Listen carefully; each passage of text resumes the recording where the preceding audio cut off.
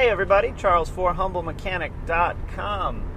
Back with another episode of the Humble Mechanic Podcast, the automotive podcast that sometimes takes place in an automotive vehicle. I wanted to just say an automotive, but that sounded really weird and dumb. You guys got me in the car today. I'm actually headed to Virginia. It's about a 5-hour road trip, and don't worry, this won't be just one 5-hour video. I would be bored of talking, and you guys would be ultra bored of listening. So, in typical me fashion, I wrote down a bunch of notes this morning to, just have an outline to talk to you guys about stuff today. And like I said, in typical me fashion, I left it on the counter. So, I'm winging it today. So, I'll throw together some notes and make sure I post that both on the blog and on YouTube for you guys. I'm sure there may be something I missed, but, these car shows are really good for me to talk about things that I know really, really well and maybe don't necessarily need a bunch of notes or an outline. I don't ever write a script for these shows, by the way. I write down maybe 10 or 15 talking points and just kind of go from there. Plus, you guys will get to see a really cool drive down Route 64 in North Carolina, central North Carolina. And then I think it's like the most traveled highway in the country or something weird like that. And that's going to be I-95, which travels, I think, all the way from Florida up or north. And it's a drive I've made a ton. Our training center for Volkswagen is in Jessup, Maryland, which is about 15 miles, give or take, south of Baltimore, Maryland. So this is a very familiar road trip for me, and I'm excited because I get to talk to you guys for hopefully 3 or 4 shows. We'll see what traffic's like and see what kind of time I can make on the road, and maybe you guys will get to see some idiot drivers or something. Hopefully nothing too crazy, but dumb things always happen on 95, and I guess if it happens today, it'll be on video. So what we're going to talk about today is prepping for a road trip. Shout out to Glenn for the idea on the topic. It makes perfect sense as I am on a road trip. So the way I generally prepare myself for a road trip, I try to start about 2 to 3 weeks beforehand. And what I do generally, and I'll tell you why in a second, why I try and do this 2 to 3 weeks before. The first thing I like to do is get my car serviced. And, for me, I roll it in the shop and change the oil, rotate and balance the tires. Even if I'm not right there for a service, I'd rather be 100 miles early than 100 miles late. And you really need to look at how many miles your road trip is. If you're on a 500-mile one-way road trip, obviously you're 500 miles there, 500 miles back, 1,000 miles, plus any driving that you did while you were at your destination. So you don't want to sort of push it and wind up being past due for maintenance. The reason I like to do that 2 or 3 weeks out is it gives me an opportunity to have my car looked over. Or if you're, not a technician or don't have access to a shop, it gives you the opportunity for a technician to look your vehicle over. And they're going to look at things like brakes, belts, hoses, lights, any safety needs, any maintenance needs, wiper blades, all that important stuff that, we don't think about every day. We just, I guess, assume that all our lights work, unless our car has a light out indicator warning, which is pretty cool. My Passat doesn't have that, so usually the only time I know I have a light out is when I bring it in the shop and check it, or if it's a headlight. Usually we can see that. Turn signal out. Generally the turn signal will flash fast, and that'll indicate you that you got a turn signal out. But if you had a brake light out or something, you probably wouldn't notice unless someone mentioned it to you. Again, the reason I like to do that 2 to 3 weeks out is if someone finds something wrong with the car, now you have time to fix it. I pulled my car in the shop on Saturday for this pre-road trip check and to change the oil, and realized that I had a broken CV boot. Well, as luck would have it, I pulled it in after hours, so the parts department was gone. And shout out to Paul from Deutsche Auto Parts, because he he bailed me out on what the part number was, and I really appreciate that. So I got lucky that he was able to help me, and I got the boot put on, no problem. But had I done that 2 or 3 weeks prior, I wouldn't be scrambling at the last minute. And doing it a couple weeks prior also makes some time for you to make a decision on whether or not that repair really does need to be done before the trip, or whether it's something that can wait until after the trip. If you find out that you have a wiper blade torn, that's not a repair you want to wait on. That's one you want to jump on right away. But if there's some small minor thing going on, you need tires soon, maybe that's something that could wait till the end of the road trip. So give yourself plenty of time in case a part needs to be ordered, or a repair maybe takes more than a few hours. You're not stuck in a position where you have to make a decision, maybe an uninformed decision right away. So I like to do that 2 to 3 weeks out. Also, 1, 2, 3 weeks out, I like to go through my car and clean it, clean the junk out of it, because, man, a road trip with a car full of junk is awful. But while I'm doing that, I also check my spare tire, and you can have them check your spare tire when you bring your car in for service. I actually really recommend asking them to do that. You want to make sure that you don't have a flat spare tire, because if you get a flat and your spare's flat, well, now you're looking at having to use a service like AAA, or being stuck on the side of the road. And depending on where you're traveling, that could be in a downtown metroplex or something, you could be stuck on the side of a extremely busy traffic-filled road, or you could be out in the middle of nowhere, kind of like where I am at now, and be stuck in a bad spot. And flat tires generally don't happen in prime conditions. So check your spare tire, check your toolkit to change the tire, check your extra vehicle toolkit that I hope you guys all have in your car. Check and make sure you know how to change the tire.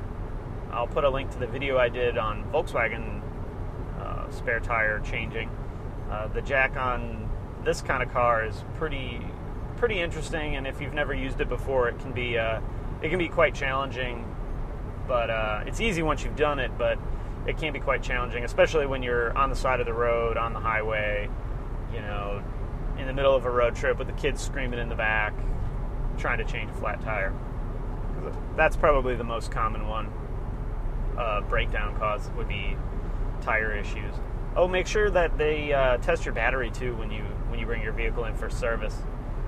A dead battery out of town could be quite a bit more expensive than just having it done while you have the car in for service.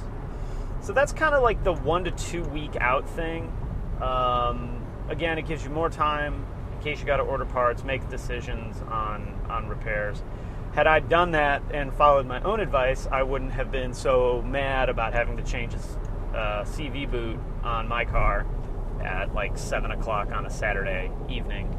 But let's move on to maybe like 5 to 7 days before your trip.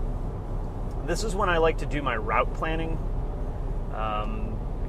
Now with GPSs and everybody's phone has a GPS, I think a lot of times we neglect to plan out our trip on a map, or even if it's, Google Maps or whatever.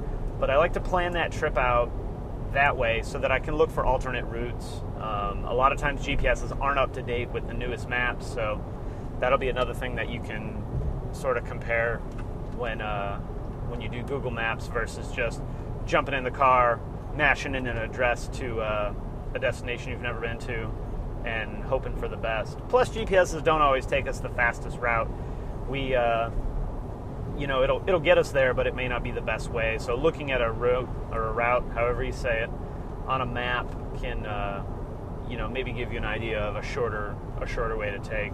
But I like to do that about 1 week out. That way I can sort of go over it in my head and plan the trip, plan the drive in my head. I also like to share that with people just in case, especially if you're traveling alone. I've made the drive from North Carolina to Chicago quite a bit, and that's, I think, a 15-hour drive straight through. So mapping that out and then sharing that route with someone so that, hey, if you don't show up on time, they at least know the route that you took, and hopefully if anything bad happens, at least there's some backup information.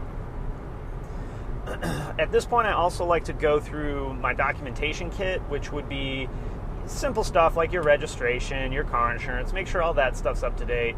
That's things you don't want to do the night before your road trip in case you can't find your registration, or you're missing your insurance card. That'll give you time to go ahead and get another copy from your insurance company. But leaving yourself some time to do things like that is important. Make sure your registration's up to due and your insurance is paid, by the way. I think your car gets impounded in a lot of states if you are driving without insurance or driving with, no registration.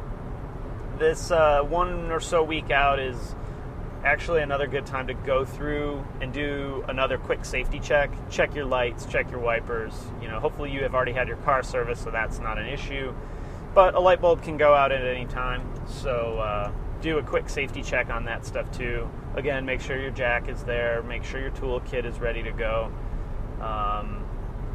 and kind of do that at the 5 to 7 days, 1 week or so period. The next one is sort of like the night before, morning of road trip, and I like to leave early on road trips. I'm leaving on this trip at, I left about an hour ago, right about 10:30 a.m., which isn't terribly early. But again, this is a trip that I've made a ton, so I'm pretty familiar with where what I need to do, where traffic's heavy, and at what time. But when I take my trips to Chicago, I leave at like 2 or 3 a.m. so that a bulk of my driving's done in the morning when there's very, very few people on the road. I tend to miss most rush hours. The morning rush, I'm kind of in the middle of nowhere. I'm not in any type of downtown area.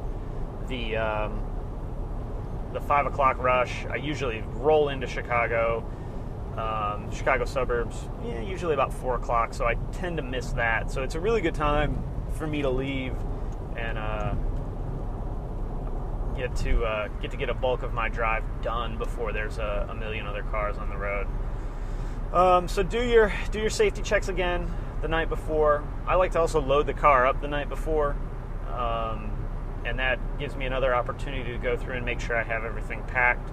Like I said earlier, in typical me fashion, I always forget something, and luckily this time it was just my note cards for for these shows that I was going to record for you guys today.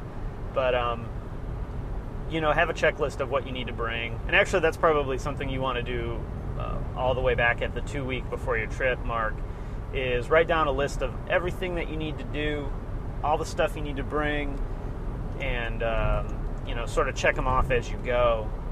And that'll help you stay organized. Make sure you bring everything. Make sure your car's ready, ready to roll. There's also, beyond just getting your car checked out 2 weeks prior, you want to kind of do that again one more time before you hop on the road. And that's a simple check your oil, check your washer fluid, check your coolant, check your brake fluid. Again, all this should have already been done, but again, things can break at any time, so we want to do one more final check before we put the wheels on the pavement, so to say, and get to the road. Now, a couple other things that I want to talk about on this show. There's a boat in front of me weaving across the highway. It's kind of weird. It looks like he straightened it out, though. The couple other things I want to talk about is packing your car smart. And this never really occurred to me until a few weeks ago. My wife and I made a quick trip to Charlotte, which is about 2.5 hours from where we live, to pick up some beer for her work. And we loaded 40 cases of delicious craft beer in the back of the Passat. And the whole ride home, I'm thinking, don't get a flat tire, don't get a flat tire, don't get a flat tire. Because if I would have got a flat tire, we would have been unloading 40 cases of beer, stacking them up on the highway, and and then changing a tire, and then having to reload it all up in the car, all with, trying to get a flat tire change with the quickness on the side of the road of a highway. So pack your car smart. I know we want to optimize the stuff and bring as much stuff as we can, but, filling the trunk of your car is needed, obviously. I mean, having a wagon is awesome because I got a ton of room, but, we don't want to load things up so that the only way to get them out, if we need something in the spare tire well or whatever, is to completely unload the vehicle. So just a small tip, keep that in mind. We also want to plan for breakdowns. We don't want to plan to break down. Hopefully by now we've done all of the stuff that we need to do to make sure our car's ready to go. But again, like I said, things break at any time. So we want to have a plan for what we're going to do if we break down. Now, knowing your route's going to be really important, because when you're planning your route, let's say you're driving from Charlotte to Chicago, I'm going to have a route that I'm going to take. Hopefully there'll be no, deviations from the route because of road construction or whatever. But it's a good idea to, along that route, to note, okay, where's there a dealership? Where's there a really good service center? Where's there a AAA, if you're a AAA member? So that we have that information available to, access quick right on the route. Okay, bam, there's a Volkswagen dealership, 6 miles. My check engine light just popped on. I'm going to hop in there and see if they can help me out real quick. Now, the really cool advantage for us nowadays is that our smartphones have the ability to sort of adapt while we drive. And if we did have something like a check engine light happen, we can hop on our phone and Google the closest Volkswagen dealership or the closest discount tire, if it's a tire issue, closest AAA, whatever, whatever your flavor is, and have immediate access to that. But, there's a lot of states have laws about texting while driving, and even though I don't think technically that is texting, it sure could look that way, and distracted driving can be dangerous. So if you got a co-pilot, then it's not a big deal, but having that information already available will also help you from hopefully panicking a little bit. Our first thought when a light beeps on in the dashboard is, what do I do? You put the second hand on the wheel and sort of panic. So, having that information available will help your brain slow down a little bit and go, oh, well, this is on, this is terrible. Let me see where that closest dealership or closest service center is, and just give them a call or whatever. Having their phone number's a brilliant idea too. Also, it's not a bad idea to have like a hotel or two mapped out just in case you get really tired. I've had a lot of times on that trip to Chicago where I was like, oh, I'm so tired. And, you pull over at a gas station or a truck stop and sleep for a minute, and that can be pretty dangerous depending on where you're at. So I don't recommend that if you don't have to. If you can grab a hotel room and, I know you may not have planned for it, but hey, that's, better safe than sorry. So yeah, make sure you have all that information as available as possible, and sort of plan for that. If you're a AAA member, that makes it a lot easier. I think AAA is a really cool service for their, jump start tow, flat tire assist. I don't know that their discount program is all that great, but just one more perk to the whole AAA membership. I would be careful about having AAA really service my car. I've seen some things that you look at and you're like, wow, these people professionally work on cars. So just a kind of side note there, but prepping for a road trip is not hard. It's a lot of this stuff we should have ready to go pretty much at any given time anyway. It's just one more step in the process, maybe a little bit of extra care of our vehicle, getting our car washed, make sure the windshield's clean, which is something that I also didn't do. But yeah, that's where I think I'm going to wrap up. I think I hit all the points on my notes this morning that I wrote and left at home. But I'd love to hear from you guys. Did I miss anything? What about snacks? What about tunes? Downloading some podcasts or a new album to listen to on the road trip. That's always fun. Post your comments in the comments section below. If you guys have any ideas for show topics, go ahead and post that too. You can also email me, charles@humblemechanic.com. I see all your emails. I read all your emails. I'm I'm the only one that does. I don't spam anybody or sell your email addresses, which I guess people do, and that's pretty crappy. But yeah, don't forget to subscribe on YouTube. If you like the video, throw her a thumbs up. Get ready for more car videos, because I still have about 3.5 hours of this trip, and I'll probably take a few minutes and get something to eat. But you know, there'll be more shows that I'm recording today. I'm not sure quite when the shows will come out. Hopefully this week, and if they come out in order, this will be episode 10. If they don't come out in order, this will be episode something different. Whatever the title says of the show is definitely what episode it is. So with that, guys, I'm going to end here. Thanks for watching, and I will see you next time.